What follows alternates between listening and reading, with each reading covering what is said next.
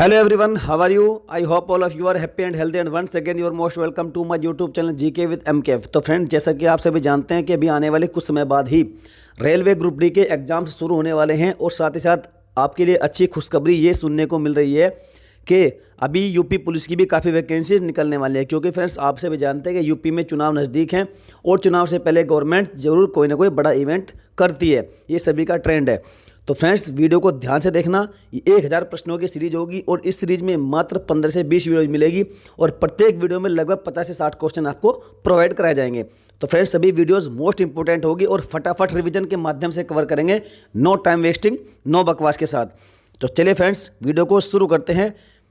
पहला प्रश्न है कि खंजर युद्ध अभ्यास किन दो देशों के मध्य होता है? राइट आंसर है भारत और किर्गिस्तान। देखिए फ्रेंड, जितने भी युद्ध अभ्यास हैं किन्हीं भी दो देशों या तीन देशों के बीच होने वाले और खासकर जिनमें भारत का इन्वॉल्वमेंट होता है, तो फ्रेंड्स उसको तो आप छाप लीजिएगा। मोस्ट इंपोर्टेंट ये क्वेश्चन होते हैं इस प्रकार से, तो याद रखिएगा खंजर युद्ध अभ्यास यदि पूछा जाए तो होता है भारत और किर्गिस्तान के बीच में। नेक्स्ट क्वेश्चन, विश्व स्वास्थ्य संगठन कब मनाया जाता है? विश्व स्वास्थ्य संगठन दिवस। फ्रेंड्स, यहाँ पर इसको आप विश्व स्वास्थ्य दिवस कर लीजिएगा। विश्व स्वास्थ्य दिवस कब मनाया जाता है? क्वेश्चन आपका ये है, तो इसका राइट आंसर है 7 अप्रैल को। नेक्स्ट क्वेश्चन, मिस यूनिवर्स 2021 का खिताब किसे मिला है? तो फ्रेंड्स, ये हालांकि करंट का क्वेश्चन है लेकिन मोस्ट इंपॉर्टेंट है आने वाले एग्जाम्स के लिए, क्योंकि अभी हाल ही की खबर है कि हरनाथ संधू जो कहाँ के पंजाब की रहने वाली है और इन्हें मिस यूनिवर्स 2021 के खिताब से नवाजा गया है। नेक्स्ट क्वेश्चन, IPL 2021 का विजेता कौन है? तो IPL 2021 का विजेता है कौन सा? चेन्नई सुपर किंग्स और इसका कप्तान है धोनी। नेक्स्ट क्वेश्चन, जुड़वा बहनें किन दो अंतर्राष्ट्रीय संस्थाओं को कहा जाता है?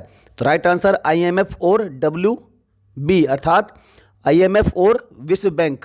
नेक्स्ट क्वेश्चन, SDR में कौन कौन सी मुद्रा शामिल होती है? तो देखिए फ्रेंड्स, जो SDR है इसमें मुद्रा शामिल होती है आपके डॉलर, पाउंड, येन, युआन और यूरो। नेक्स्ट क्वेश्चन, मौद्रिक नीति समिति का अध्यक्ष कौन होता है? तो इस समिति का अध्यक्ष होता है गवर्नर भारत का।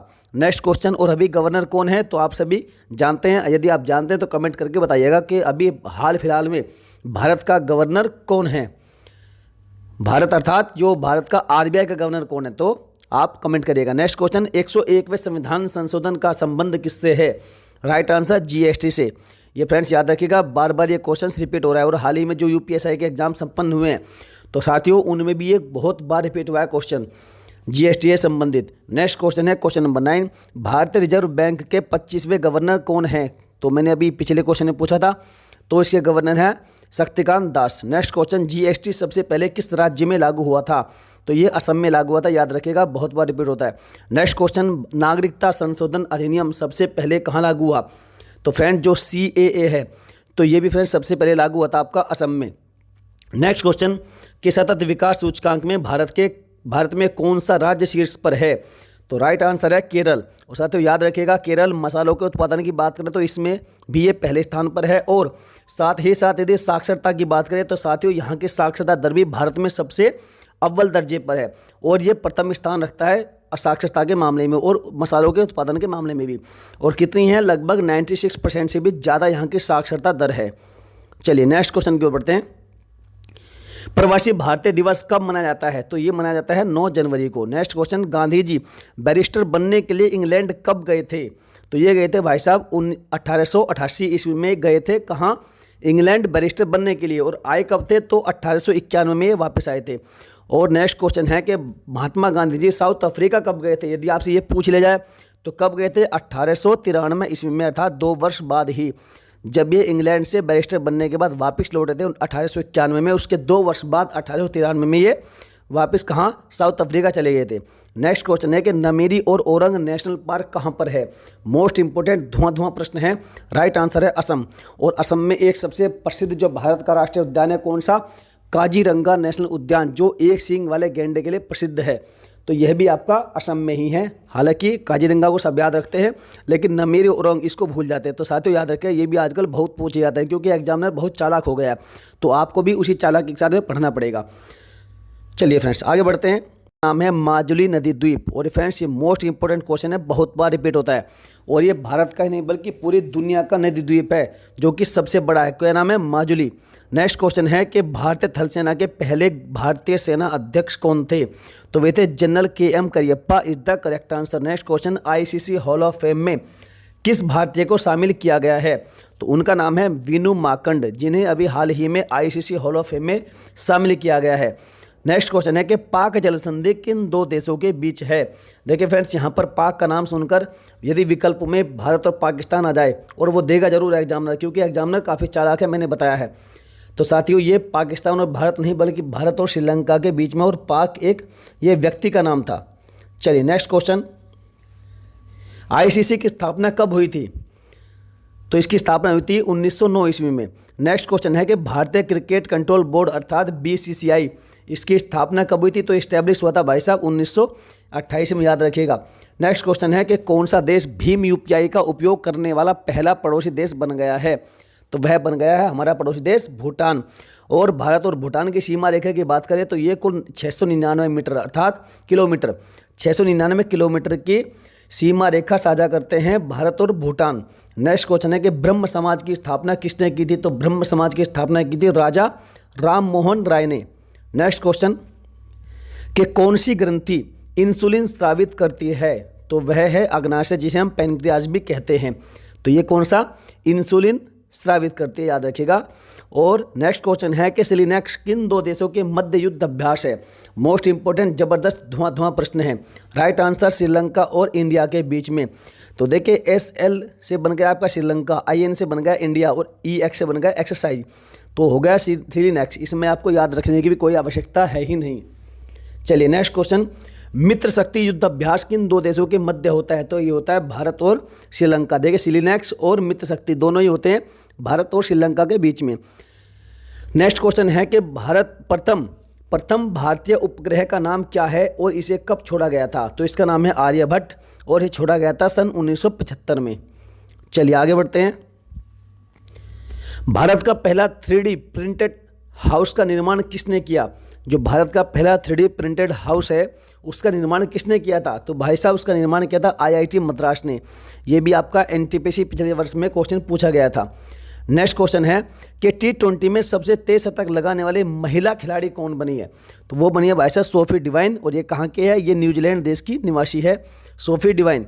शक्ति किन दो देशों के मध्य युद्ध अभ्यास है? देखिए एक था मित्र शक्ति जो भारत और श्रीलंका के बीच था, और यहाँ बात है सिर्फ और सिर्फ शक्ति की। शक्ति और मित्र शक्ति दोनों में फर्क है। तो ये शक्ति है भारत और फ्रांस के बीच में। नेक्स्ट क्वेश्चन, अंतर्राष्ट्रीय लोकतंत्र दिवस कब मनाया जाता है? तो वह मनाया जाता है 15 सितंबर को, अंतर्राष्ट्रीय लोकतंत्र दिवस। चलिए आगे बढ़ते हैं। अगला प्रश्न है कि चीन की मुद्रा कौन सी है? तो जो कोरोना किंग जिनपिंग वाला देश चीन है, इसकी मुद्रा कौन सी है? युआन है। हालांकि ये कभी कभी अपनी करेंसी चेंज भी कर लेता है, और रेनबिन्बी को भी ये कर लेता है। नेक्स्ट क्वेश्चन कि ओजोन संरक्षण दिवस कब मनाया जाता है? तो आप सभी जानते हैं, बार बार रिपीट होता है, और बड़ा मोस्ट इंपोर्टेंट, बड़ा मधुर और धुआं प्रश्न है। तो राइट आंसर है 16 सितंबर को मनाया था आपका ओजोन संरक्षण दिवस। नेक्स्ट क्वेश्चन कि गरुड़ युद्ध अभ्यास किन दो देशों के मध्य होता है? तो गरुड़ होता है भारत और फ्रांस, यहाँ पर ट्रांस हो गया, भारत और फ्रांस के बीच में होता है आपका गरुड़ युद्ध अभ्यास। नेक्स्ट क्वेश्चन, संविधान की 8वीं अनुसूची में कितनी भारतीय भाषाओं को मान्यता दी गई है? तो आप सभी जानते हैं UPSI में तो भाई साहब ये क्वेश्चन धुआं हो गया। लगभग मेरे ख्याल से ये डेली लगभग किसी न किसी पाली में क्वेश्चन पूछा जाता है। कौन सा? कि संविधान की 8वीं अनुसूची में कितनी भारतीय भाषाओं को मान्यता दी गई? तो दी गई है 22 भाषाओं को। और 22 कौन कौन सी है मैंने आपको UPSI की काफ़ी वीडियोज़ में ये बताया भी है। नेक्स्ट क्वेश्चन कि विश्व पर्यटन दिवस कब मनाया जाता है? तो ये मनाया जाता है 27 सितंबर को, जिसे हम वोटर दिवस भी कहते हैं। हाँ फ्रेंड्स, याद रखिएगा 27 सितंबर को मनाया जाता है, और इसी दिन वोटर दिवस भी होता है। वोटर दिवस और आपका विश्व पर्यटन दिवस, ये दोनों ही कब होते हैं? 27 सितंबर को होते हैं।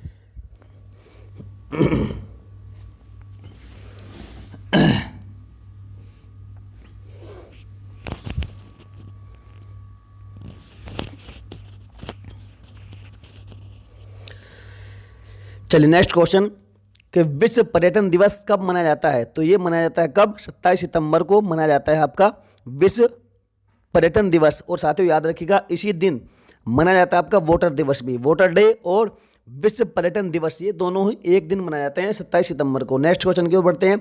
डबल फॉल्ट शब्द किस खेल में प्रयुक्त होता है? तो ये होता है भाई साहब टेनिस में प्रयुक्त। कौन सा? Double fault. नेक्स्ट क्वेश्चन है कि शांति का पहला नोबेल पुरस्कार किसे दिया गया था? तो उनका नाम था हेनरी यूनिट, इसे दिया गया शांति का पहला नोबेल पुरस्कार। चलिए नेक्स्ट क्वेश्चन कि भारत में शांति का नोबेल पुरस्कार पहली बार किसे दिया गया था? तो ये दिया गया था मदर टेरेसा को। कब दिया गया था?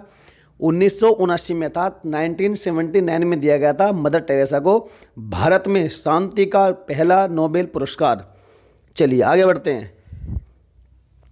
अगला क्वेश्चन है कि मदर टेरेसा को भारत रत्न से नवाजा गया था कब? तो ये नवाजा गया था भाई साहब 1980 में। घोषणा हुई थी 1979 में और मिला था 1980 में। चलिए नेक्स्ट क्वेश्चन कि मदर टेरेसा किस देश की रहने वाली थी? तो ये थी अल्बानिया देश की रहने वाली। ये अक्सर यहाँ पर बहुत लोग विचलित होते हैं, कन्फ्यूजन में पड़ते हैं।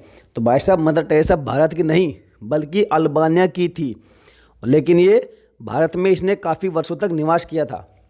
चलिए नेक्स्ट क्वेश्चन कि पौधों में जीवन होता है, यह किस भारतीय वैज्ञानिक ने बताया था? जगदीश चंद्र बसु ने बताया था ये क्या कि पौधों में भी जीवन होता है। और फ्रेंड्स याद रखिएगा मदर टेरेसा के बारे में, देखिए इनका जन्म हुआ था अल्बानिया कंट्री में, लेकिन इन्होंने लगभग अपना जीवन बिताया किसमें? भारत में, इसलिए हम कहते हैं कि भारत देश की थी।